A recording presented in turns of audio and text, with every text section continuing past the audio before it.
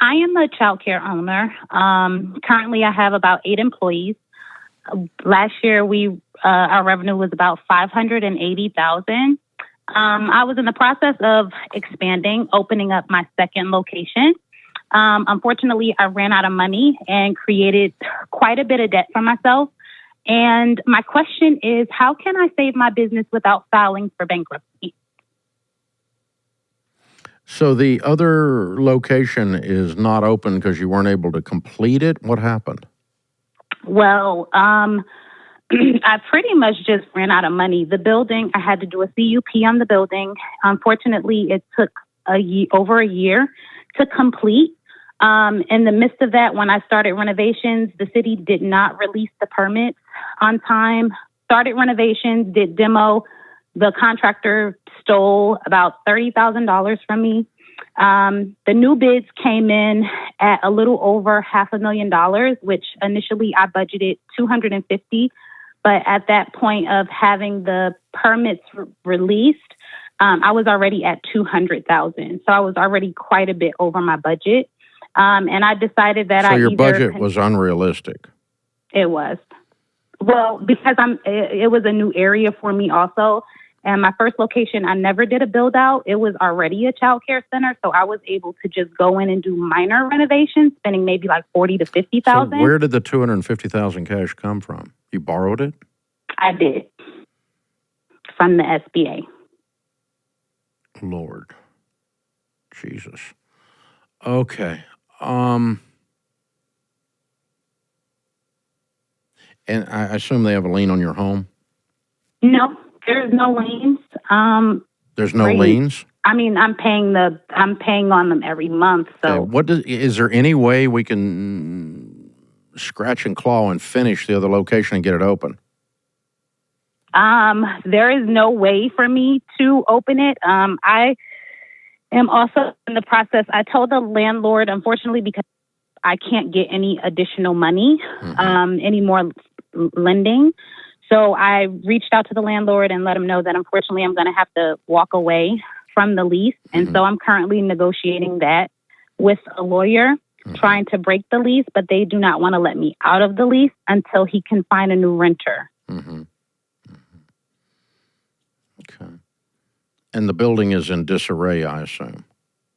Yes, it's one is a historical building, and it needed quite a bit of work. So we had to do plumbing, adding bathrooms, kitchens, the full playground.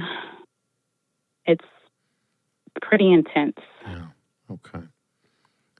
And so the other location is, what kind of money does it make? So last year we bought in about $580,000.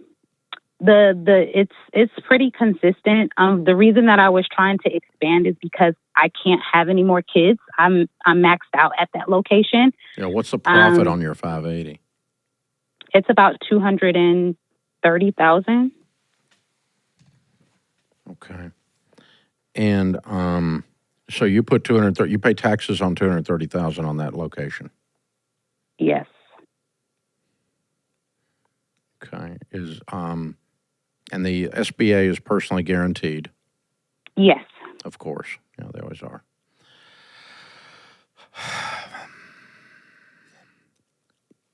So what do you live on? What does it take you to live? What's the minimum your household budget can exist on? About $10,000 a month. You're single? Yes, I am. And you need $120,000 to live? My mortgage is pretty high here in California, so yes. Yeah, what do you owe on your home? Actually, I just bought it, so I owe about $600 still. Yeah, what would it bring? What do you mean? If you sold it, what would it bring? What is so right now it's only showing a value of about $48,000, so nothing.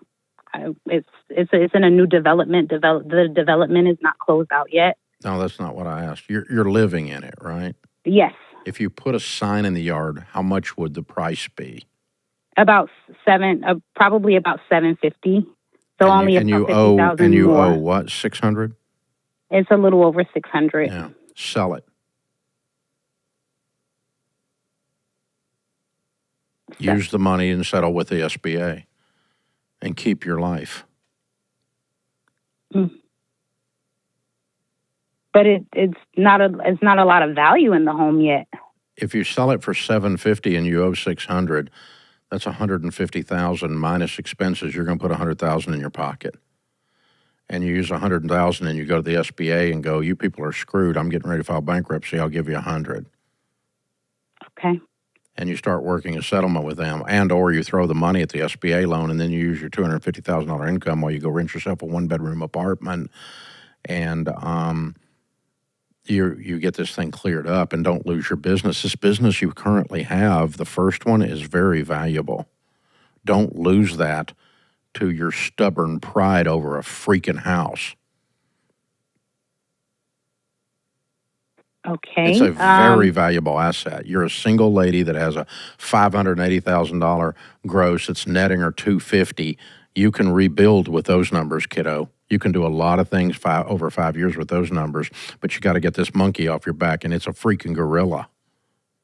So how would I file bankruptcy without? You don't file bankruptcy. Oh, okay. You sell your house. You take the $100,000 and your cash flow, and you negotiate something with the SBA and get rid of them. And now you're sitting free and clear in a one-bedroom apartment, and you make $250,000 a year. And you rebuild your life, and you go, oh, next time I get ready to expand, I probably won't. Okay. And I certainly won't do it with debt again, will we? Oh, absolutely not. Never. Worst decision ever. Yeah, you've learned your lesson. You stepped out, you got way out over your skis, and the SBA pushed you over.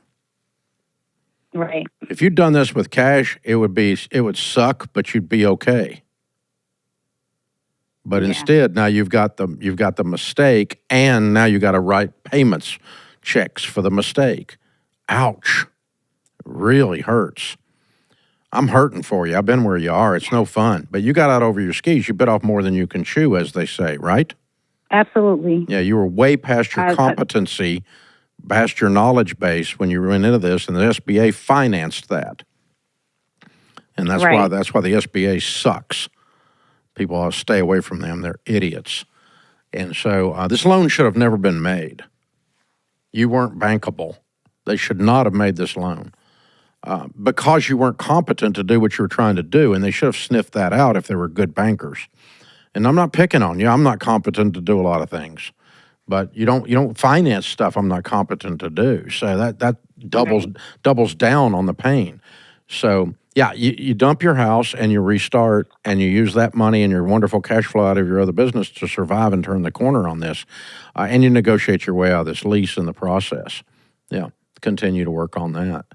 Okay. Yeah, because I think that's your two things hovering over your head. The two knife over your head is the SBA and the lease. But you get those things done and you use some of the cash from the house to do that. Oh, by the way, we also got rid of the high payment that you can't afford right now because you're broke. Right. Yeah, and so this is painful, kid. I'm sorry. I'm sorry to tell you all this mean stuff, but I love you and I want you to turn the corner on this. Because filing bankruptcy, I don't know what your homestead exemption is in California, but you're probably going to lose the house anyway because you probably got enough equity that they're going to pull it. And you'd have to talk to your Chapter 7 bankruptcy attorney to find that, or you can look it up online. What's the homestead exemption in California? I don't know off the top of my head. And you're probably going to lose the business, which they're not going to let you keep something that makes $250,000 a year and them not get paid. That's not how bankruptcy works. All the assets go to the middle of the table. They offset the liabilities, and whatever doesn't clear, they get zero on, but you also walk out with zero. And so this is a very complicated, you can put it in a Chapter 11, but it's not going to solve your problem because you still got this crap hanging over your head. And you're trying to hang on to too many different things. If I'm you, I'm cutting bait on the house, and then I'm going to play hardball with the landlord and just go, I'm not paying you.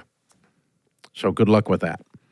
And call me, and we'll talk about how I'm not going to pay you. And because I can't pay you, I don't have any money.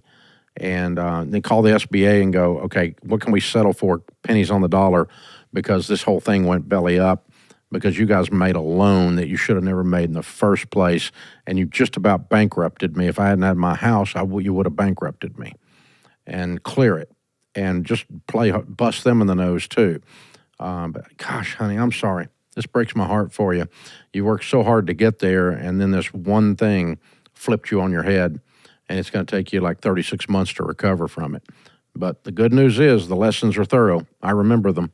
I learned mine, and I don't borrow money.